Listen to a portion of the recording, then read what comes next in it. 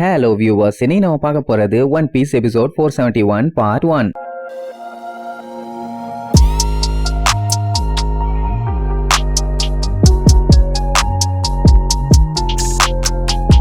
Open பண்ணா போன பாட்டுல அந்த சென்டமருங்கிறவன் ஏகப்பட்ட குமாவை கூப்பிட்டு வந்தான்ல. ஒரு குமா வந்தாலே குமுற அடிப்பான். இத்தனை குமாவை கூப்பிட்டு வந்திருக்கான். இனி கதற அடிக்க போறான். அங்க இருந்து அத்தனை பேர்த்துக்குமே ஒரே கொல்லப்போம். என்னங்கடா திடீர்னு இத்தனை குமா வந்து நின்னுட்டு இருக்கானுங்க. வார்லாடு போஸ்ட வாரி இறைச்ச மாதிரி வந்து நின்னுட்டு இருக்கானுங்களே. குமாவை படுக போட்டு ஜெராக்ஸ் போட்டானுங்க போல. அதான் இம்பூட்டு கூட்டம். சபாடி ஆர்கிபெலகோல இருக்கவங்க எல்லாம் அப்படியே ஆடி போயிருவாங்க. ஏன்னா இதுக்கு முன்னாடி அந்த ஒருத்தனே எல்லாத்தையும் ஓட விட்டு அடிச்சான். இதுல இத்தனை பேர் வந்து நின்னுட்டு இருக்கானுங்கல்ல. அது மட்டும் இல்லாம சபாடி ஆர்கிபெலகோல வச்சு செஞ்சானே ஒரு சம்பவம். அந்த சம்பவம் எல்லாத்துக்குமே நல்லாவே தெரியும். அப்படி இருக்கும்போது இத்தனை பேர் இறங்கி இருக்காங்கன்னா கண்டிப்பா பைரட்ஸுங்க எல்லாத்துக்கும் டன் டனகனக்காதான். உடனே ஹெட் ஆபீஸ்க்கு இந்த மேட்டரை இன்ஃபார்ம் பண்ணுங்கன்னு விஷயம் பரபரப்பா பரவும். இவான்கோ இங்க ஒருத்தனை சமாளிக்கிறதுக்குள்ளேயே படாத பாடுபட்டு இருப்பான். ஒண்ணு மட்டும் நல்லா தெரியுது, இவான்கோ சண்டை போட்டுட்டு இருக்கான். அவன் தான் ஒரிஜினல் ஆளுன்னு. ஏன்னா இவங்க எல்லாருமே ஆல்ரெடி ஒரு விஷயத்த கேள்விப்பட்டிருக்காங்க. டாக்டர் வேகாபங்க் ஹியூமன் வெப்பன்ஸ் நிறைய பேர்த்த உருவாக்குறான்னு. அது மட்டும் இல்லாம அடிக்கடி அவனோட புரோட்டோடைப்ஸ் எல்லாத்தையுமே ஏகப்பட்ட இடத்துக்கு அனுப்பி விட்டுருக்கானாமா. சோ அது எல்லாத்தையுமே வச்சு பார்க்கும்போது இதுதான் அதுன்னு இப்ப கன்ஃபார்மே ஆயிருச்சு. ஆனா ஒண்ணு மட்டும் சுத்தமா புரியல, எதுக்காக எல்லாத்தையுமே குமா மாதிரியே ரெடி பண்ணிருக்கான்னு. அதுக்கப்புறம் சென்டமரு அவன் அங்கிள கான்டாக்ட் பண்ணி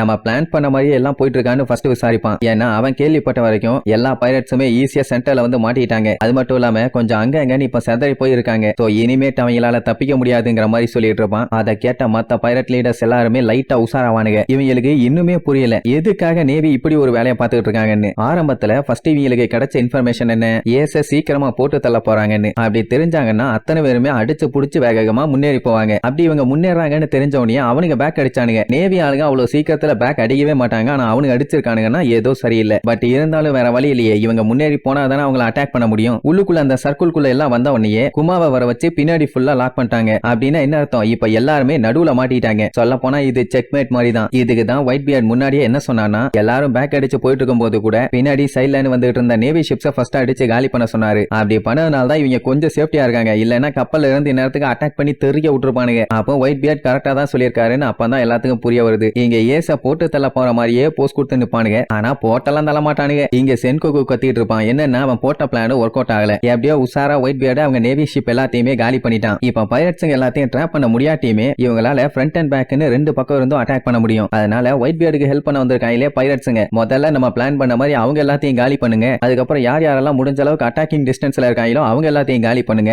வேலை ஸ்மூத்தா முடிஞ்சிரும்னு சொன்ன உடனே கிசரு இந்த பிளானை சென்டமரு கிட்ட எக்ஸிக்யூட் பண்ண சொல்லுவான். ஆனா அதுல ஒரு சின்ன பஞ்சாயத்து இருக்கு. இப்ப அந்த குமா கூட்டமே பேக் சைட்ல இருந்து அட்டாக் பண்ணிட்டு வந்தாங்கன்னா அதுல சில பல நேவி ஷிப்ஸ் எல்லாம் அட்டாக் ஆகும். அதெல்லாம் ஓகேவான்னு கேட்டா ஓகே தான், ஆனா ரொம்ப சேதப்படுத்திடாதீங்கன்னு சொல்லுவான். இது போதும் இல்ல, வேலையை ஸ்டார்ட் பண்ணுங்கன்னு ஒரு வார்த்தை தான் சொல்லுவான். எல்லாம் கண்ணுல பல்பான் பண்ணி வச்சு அட்டாக் பண்ண ரெடியா நின்னுட்டு இருப்பானுங்களா. அந்த டைமுங்கும் போது ஒரு பைரட்டு பெரிய சைஸ்ல இரும்புல கடாயுத மாதிரி ஒன்னு எடுத்துட்டு போய் பாஞ்சு ஒரே அடி அடிச்ச அடியில அவன் மூஞ்செல்லாம் ஷானி சட்னி ஆக போகுதுன்னு சொல்லி சந்தோஷமா சிரிப்பான். ஆனா அவன் ஆயுதம் அதுவும் இரும்புல செஞ்சது, அதுவே சில்லா நொறுங்கிரும். சொல்ல போனா குமாக்கு ஒண்ணு ஆகல. இப்படி எல்லாம் ஆச்சுன்னா எப்படி இருக்கும். அவ்வளவுதான், அடுத்த செகண்ட் வாயில லேசர் ஆன் பண்ணி ஒரே போடு அடிச்சவன் அங்கேயே ஸ்பாட் அவுட். அதுக்கப்புறம் ஒரே மாதிரி திரும்புவானுங்க, ஒரே மாதிரி அட்டாக் பண்ணுவானுங்க. இவங்க பண்ற அட்டாக்ல அங்க இருக்க ஏகப்பட்ட பைரட்ஸுங்க காலி. இதுல கப்பல்ல வேற ஏறி அட்டாக் பண்ணிட்டு இருப்பானுங்க. அதான் திடீர்னு பவர்ஃபுல்லா ஒருத்தன் வந்து பொலன்னு பொலந்து எட்டிட்டு இருக்கான்ல. இவ்வளவு பெரிய சம்பவம் நடந்துட்டு இருக்கு, எதுக்காண்டி ஒயிட் பியர்டு சும்மா இருக்கணும். இறங்கி 4 காட்டி இருந்தானா இந்த பஞ்சாயத்துல இல்ல. என்ன அவனுங்க பண்ற அட்டாக்ல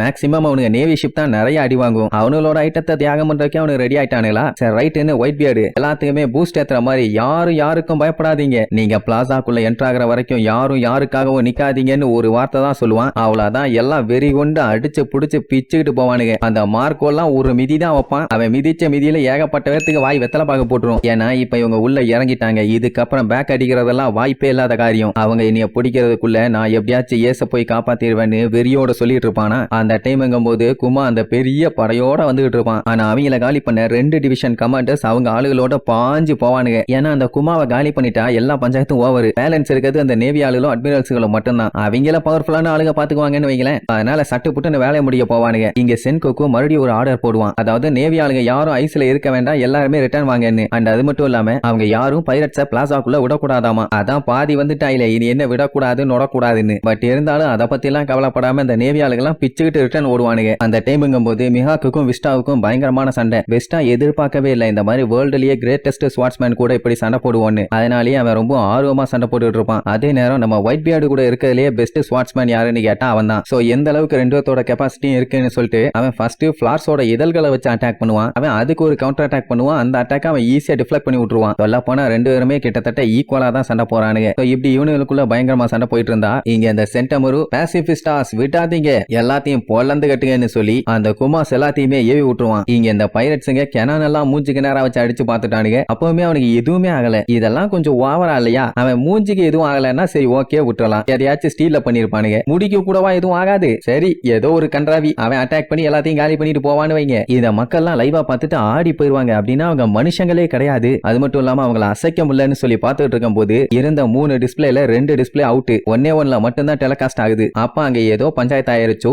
இங்க இந்த சென்கோக்குக்கு பயங்கரமான கான்பிடென்ட். என்னதான் ஒயிட் பியர்ட் முக்குன்னு முக்குனாலும் நாங்க தான் அதுல ஜெயிக்க போறோம். எங்களை யாரும் தடுக்க முடியாதுன்னு சொல்லி இன்னொரு ஆர்டர் ஒன்னு போடுவான். என்னன்னா வீடியோஸ் எல்லாத்தையுமே கட் பண்ணி முடிச்சதுக்கு அப்புறம் அந்த என்சர்க்கிளிங் வாலை ஆக்டிவேட் பண்ணி விட சொல்லுவான். அப்படி மட்டும் ஆக்டிவேட் பண்ணிட்டு அதுக்கப்புறம் அவங்க எல்லாத்தையும் ரவுண்டு கட்டி ஒரே இடத்துல லாக் பண்ணி அவங்க கண்ணு முன்னாடியே ஏஸ் எக்ஸிக்யூட் பண்ணணும். இதுதான் பிளான். சரி ஓகேன்ட்டு அவனுக்கு வேகமா வேலையை ஸ்டார்ட் பண்ணிடுவானுங்க. ஆனா அந்த டைம் லூஃபியை பார்க்கணுமே அடிச்சு தெரிய விட்டுட்டு போய்கிட்டே இருப்பான். ஏன்னா அவங்க அண்ணன் ஏச காப்பாத்தணும். அது வரைக்கும் அவன் நிக்கிறதா இல்ல. அப்படி நம்மளும் வேகமா போகும்போது திடீர்னு இடையில கிசுரு வந்து அடிச்சு தெரிய விட்டுருவான். இருக்கிற பஞ்சாயத்துல இவன் தான் ஒரு பெரிய பஞ்சாயத்து. சோ அப்படி நம்மளும் தெரிச்சடிச்சு போய் விழும்போது அல்ல வேலை ஜிம்பா இடையில வந்து தடுத்துருவான். அவனால முடியல. பட் இருந்தாலும் எப்படியாச்சும் போயே ஆகணும்னு ஒத்த கால நிப்பான். இப்ப என்னன்னா இவங்க சீக்கிரமா போய் அவனை காப்பாத்தணும். இல்லன்னா டைம் ஆயிருச்சுன்னு போட்டு தெளிவானுங்க. இவங்களுக்கு தான் தெரியுமே பவர்ஃபுல்லான எனிமீஸ் எல்லாம் என்ன இல்லாமையா இருப்பாங்க. அந்த டைம் நம்ம லூஃபியை ஒருத்தையும் வச்சு சுட போவான். அந்த டைம் சென்மட்சு வந்து அவனை சுட்டு தள்ளிட்டு என்ன ஏசோட தம்பி அதுக்குள்ள டயர்ட் ஆயிட்டியான்னு கேட்பான். பார்த்தா கமாண்டர்ஸ் எல்லாருமே ஒட்டு மொத்தமா வந்து நின்றுட்டு இருப்பானுங்க. இப்ப என்னன்னா அங்க இருக்கிறது ஒத்த ஆளு. அவனுக்காண்டி எல்லாம் இங்க நின்றுட்டு இருக்க முடியாது. சட்டை போட்டுன்னு வா போய்கிட்டே இருப்போம் ரைட்னு சொல்லிட்டு வேகமா ஓடுவாங்க. இப்ப நேவி எல்லாருமே பேக் அடிச்சிட்டாங்க. இந்த கேப்ல அவங்கள ஃபாலோ பண்ணி பின்னாடியே போனாதான் சட்டை போட்டுன்னு ஏச போய் காப்பாத்த முடியும்னு அடிச்சு புரண்டு ஓடுவாங்க. ஆனா கிசரு அதுக்கு நான் விட மாட்டேன்னு வில்லத்தனமா சொல்றதோட இந்த எபிசோடுக்கு எண்டு கார்டு போட்டு முடிக்கிறாங்க.